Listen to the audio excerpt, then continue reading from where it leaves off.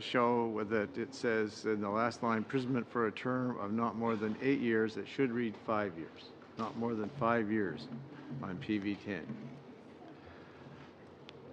So any debate on PV10? Mr. Davies. Thank you, Mr. Chair. Well, I believe this is the green motion, and I regret that Ms. May is not here to speak to her motion, but I will just offer briefly that I think the intent behind this is similar to some of the points that I was making about the NDP motions, or amendments, which is if we do only one thing about these 14-year provisions, it should be to reduce it to a reasonable amount that the courts of this country are actually giving. I'm going to once again refer to the testimony of John Conroy, who's a noted criminal defense lawyer, and his testimony was buttressed by the other criminal defense lawyers we heard, who all told us that right now in Canada, the courts are giving out sentences between 18 months and 2 years for large-scale trafficking. So the other point that I would make about this, of course, is the very important point on conditional sentencing, which is every time we leave one of these sections with a maximum of 14 years, you take away the right of a judge to give a conditional sentence to anybody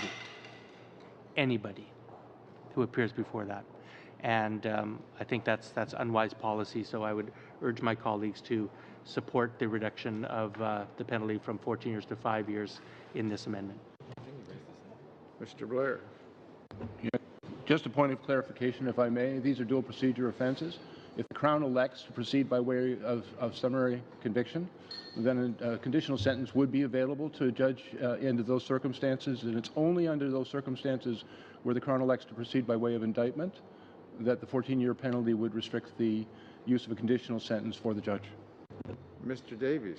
Well, absolutely false, and perhaps someone from the ministry could correct that. It's my understanding that the result of legislation by the Conservatives was that for any penalty in the criminal code for which the maximum penalty is 10 years or more,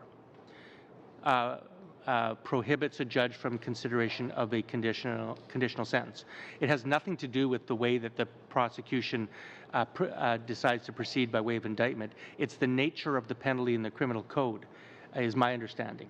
So I'm just wondering if anybody from the ministry could clarify that for Mr. Blair and myself on the committee. Thank you, Mr. Chairman. The provisions dealing with conditional sentencing in the code specify that if a charge is dealt with by way of an indictment, that then the conditional sentence would not apply if it's more than 10 years. So the comment by Mr. Blair is correct in the sense that if the prosecution is proceeded by way of a summary conviction, then the judge would have the ability to impose a conditional sentence. I stand corrected. Thank you. Okay, seeing no more speakers on the speakers list, I call for a vote on PV10. All in favor of PV10? Have a recorded vote, Mr. Chair. Monsieur Ayoub. Mr. Yeltsin. Mr. McKinnon.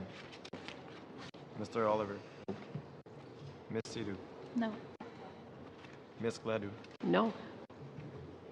Mr. Van Kesteren. Mr. Weber. Mr. Davies. Yes. Yes pour 1, nays contre 8, 8. Motion defeated or amendment defeated. Okay, now we go to NDP 12. Anybody have any comments? Just Mr. Davies. Thank you. Well, I won't speak in a repetitive fashion this other than to explain that this motion would be an alternative to the one that I just proposed and was defeated, to reduce the 14-year provision simply to a jail term of 2 years less a day as a maximum. Dr. Elson. See, again, this goes back to what we've said before, is that, we want to take simply a cautious approach in drafting this, and we want to make sure that there are penalties for those in trafficking in large amounts. Okay, Mr. Davies. Well, I'll just briefly say I don't disagree with that, and the spirit of this amendment, of course, respects that because it gives a jail sentence of up to 2 years less a day. And I would just point out again that that's what the courts are giving now for large-scale trafficking. That's the evidence we heard from Mr. Conroy. We heard no evidence to the contrary. And second, the other advantage of this, of course, is that it would allow the sentence to be served in a provincial institution, not a federal institution. And my final point is just going to be, if criminalization and jailing people was an appropriate way to deal with those who deal with cannabis, we'd have no problem with cannabis in this country today. And that's why the NDP thinks that we should really be moving towards a regulated, non-criminal, non-prohibitionist approach to cannabis as a matter of public policy. It's not that we don't think that there should be consequences for violating a regulatory regime. It's really what we're proposing here is to have an appropriate regulatory response, one that actually will be effective. And if there's one thing we know in this country, it's criminalizing cannabis has done nothing but create harm. Okay, seeing no further speakers, I'll call for a vote on NDP 12. All in favor? Could I have a recorded vote, Mr. Chair? Certainly. Monsieur Ayoub. Mr. Yolfson. Mr. McKinnon. Mr. Oliver. No. Ms. Sidhu. No. Ms. Gladue. No. Mr. Van Kesteren. No. Mr. Weber. Mr. Davies. No. Yes pour 1, nays contre 8, 8. Okay, declare NDP 12 defeated. NDP 13, Mr. Davies. Yes, similarly, this is consistent with our approach. This is our third attempt to amend the penalty provisions of this bill, and it's our least favorite one, but it would propose that we reduce the 14 years to 9 years. And at this point, I'd like to take the opportunity to apologize to Mr. Blair for me saying he was false. He was absolutely correct about this.